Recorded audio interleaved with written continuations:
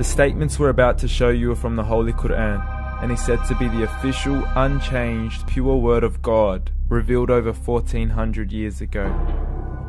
Claiming to be the word of God is a heavy statement, and without proof, or if a single contradiction is found within the book, the apparent word of God will be proven false. So without further ado, let's put the book to the test. In the 23rd chapter, titled The Believers, from the 12th to the 14th verses, God is said to give a detailed description of how the human being is formed.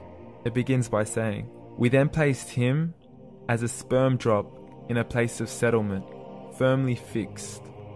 Then we made the drop into a alaqa." We will translate this word very soon.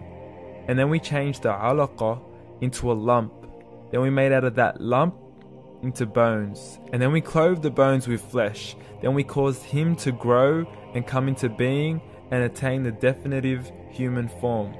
In the 21st century, we can now safely say that this verse is clearly describing the process of human development in correct chronological order. However, what we should be paying attention to in particular is the second stage, referring to the development of the embryo. The specific word used to describe the embryo in this verse is the word alaqa. The word alaqa, when translated into English, can mean three separate things. Firstly, a blood clot, or to be suspended, that is to be hanging or clinging to something, or thirdly and finally, a leech. Now, all three definitions don't come anywhere near what we perceive to be the human embryo. So, why are these words used, and what significance do they share with the human embryo? Can the embryo be described as a blood clot? Well, what do you think? In the 3rd week of embryonic development, a tubular heart joins with the blood vessels to form a primordial cardiovascular system, and by the end of the 3rd week, the blood is circulating and the heart begins to beat on day 21. The first thing that comes to mind in regards to being suspended or hanging is the umbilical cord. But we can't use that example because we are simply referring to step 2, before the baby has even formed. But we now know today that the umbilical cord is formed from the connecting stalk. And the connecting stalk is formed as soon as the embryo is formed.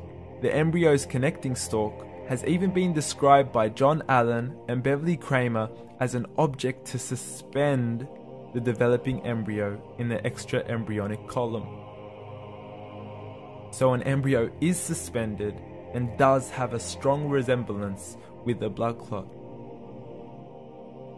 What on earth would an embryo have to do with a leech?